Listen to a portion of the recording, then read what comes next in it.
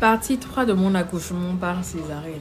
Ouais, là, quand on m'a soulevé comme un sac de maïs, on m'a déposé sur ma table, mon lit normal, et on m'a amené dans ma salle où étaient mes parents et mon enfant. Maman me regardait, maman disait félicitations et tout ça, mais moi j'étais dans les vapes. J'étais pas vraiment là. Donc quand on m'a allongé, j'ai dormi, j'ai accouché à 12h45. Ça n'a pas duré, hein, juste un truc de 5 minutes, on m'a recousu 10 minutes. Ça n'a pas du tout duré en fait. Donc quand on m'a allongé, on m'avait mis 2 comprimés sous la langue. Aussitôt dans la salle, bon, je ne me suis pas endormie en même temps. J'ai commencé par grelotter. Seigneur. Si vous me les pourrez, quoi. En fait, mon corps grelottait seul. Je me disais, qu'est-ce qui se passait? On a couru, on est parti appeler les sages-femmes, on ne les trouvait pas. Maman était là comme ça, elle ne savait pas quoi faire. On a ramassé. Il était midi, il y avait une chaleur de dingue. Mais moi, je grelottais comme ça. Maman a pris des draps, des pagnes. Elle a mis sur moi, mais ça n'allait pas. Je grelottais en fait. Ah, vous savez, quoi. Il faisait froid. J'étais là, je grelottais. Finalement, on est tombé sur un médecin et il disait que c'est normal. C'est une réaction du corps par rapport aux produits qu'on m'a donné et tout ça. Donc, après 2 heures de temps, ça allait passer. 2 heures de temps. J'ai grelotté. Pendant 2 heures de temps. Si bébé, j'étais là, je grelottais. Maman a mis tous les draps, mais ça ne suffisait pas. Donc, après 2 heures de temps de grelottage, je me suis finalement endormie. Et quand je me suis réveillée, je n'avais pas encore fait de gestes. Je n'ai pas fait de gestes et j'ai dit, oh, la césarienne, bon, à part le grelottage et l'injection au dos, ça va. Prochainement, je vais encore accoucher par césarienne. Tiens, ce qui m'attendait après, je ne savais pas. Je ne savais pas. J'avais soif. Les médecins ne nous ont pas encore dit que Mimdola nous sio. On m'a pas dit ça. Donc, maman aussi ne savait pas ce que c'est qu'une césarienne. Donc, mon mari, personne n'en savait rien. Mon alarme crie encore. Donc, j'avais soif. Et maman est partie chercher Verna pour moi. Donc, j'ai pris le bidon de Verna. J'ai essayé de me lever. Oh, j'ai senti une douleur vraiment. J'ai dit, oh, attends. Bon, peut-être que comme c'est la plaie, c'est normal. Donc, on a aidé. On m'a essayé. Oh, on a essayé de m'aider à me relever. Donc, je me suis assise contre le mur. Et j'ai bu l'eau. À peine j'ai bu un quart. Parce que j'avais soif. Depuis la veille, je n'ai pas mangé. Je n'ai pas bu. J'avais une soif de malade. J'ai bu l'eau.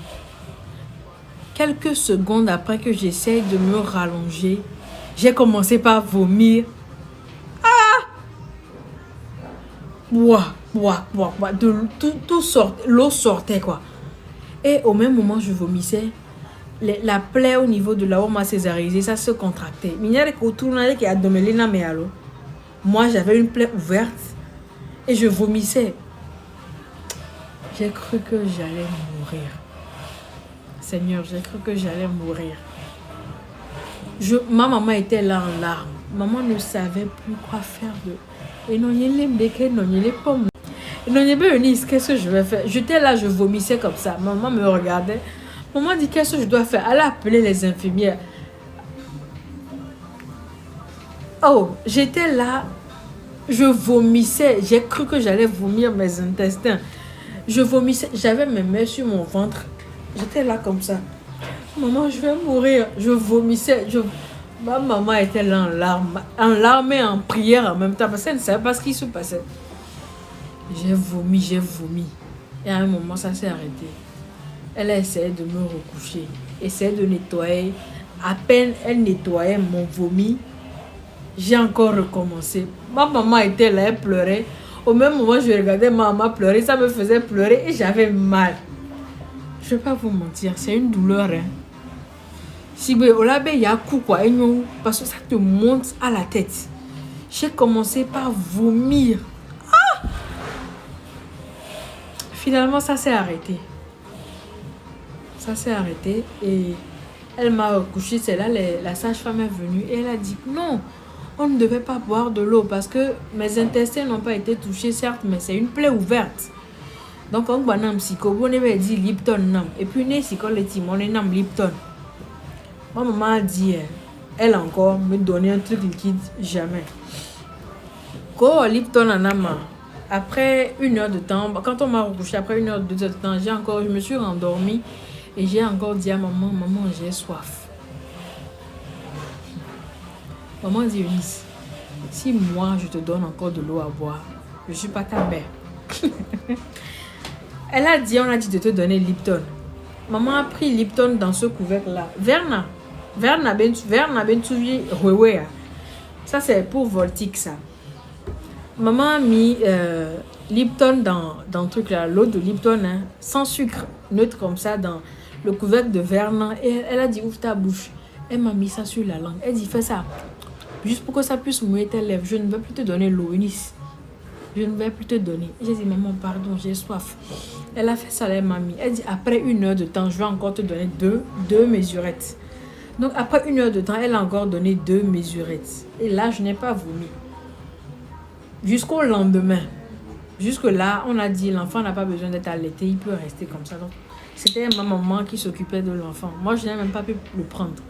Donc, j'étais restée allaitée au lit comme ça jusqu'au lendemain. J'ai dit à maman, j'ai faim. Oh là, le lendemain, on m'a dit que je pouvais maintenant boire Lipton. On me dit que les verres et je peux boire ça légèrement. Donc, et que je peux maintenant même boire la bouillie. Donc, on va des augments. Lipton. Mon mari avait ça dans un gobelet comme ça. Et il prenait une cuillère. J'étais allongée, il me mettait ça dans la bouche. Bien chaud comme ça.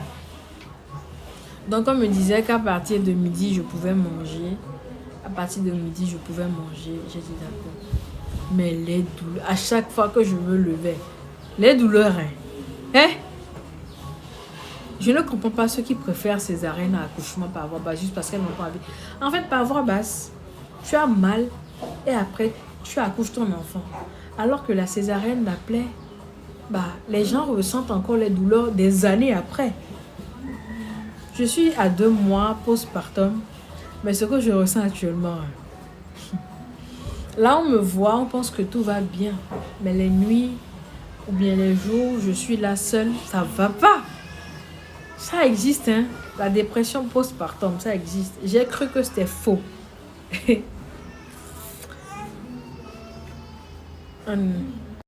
J'ai fait 3 jours à l'hôpital. Et histoire que les médecins voient si mon état, ça s'améliore, si ma plaie, ça cicatrise et tout ça. Donc, j'ai fait 3 jours à l'hôpital. Et je devais rentrer le dimanche. Mercredi, j'ai accouché jeudi. Jeudi, vendredi, samedi. J'ai fait 3 jours. Donc le dimanche, maman est revenue me chercher.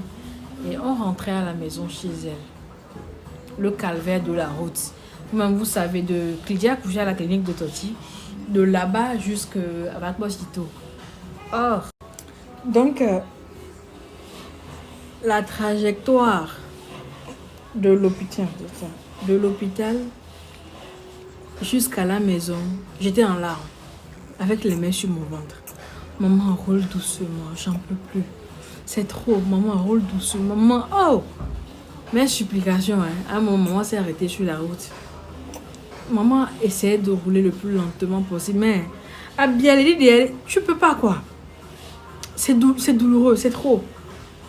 C'est trop. À un moment, je dis, c'est quoi ça? La douleur, les gars, la divine, c'est quoi? J'étais vénère. J'avais mal. Oh. Mais c'est pas un truc que je souhaite à aucune femme au monde, en fait. Aucune femme. Finalement, on est arrivé à la maison, on est descendu, je suis rentrée. J'ai monté doucement les escaliers, je suis montée. Je suis montée dans ma chambre, j'ai essayé de m'allonger.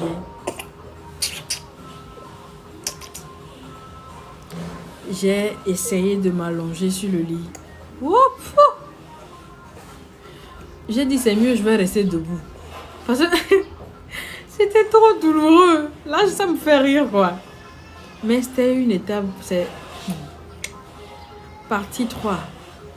Comment mes jours se sont déroulés jusqu'à ce que je ne revienne chez mon mari à la maison ici.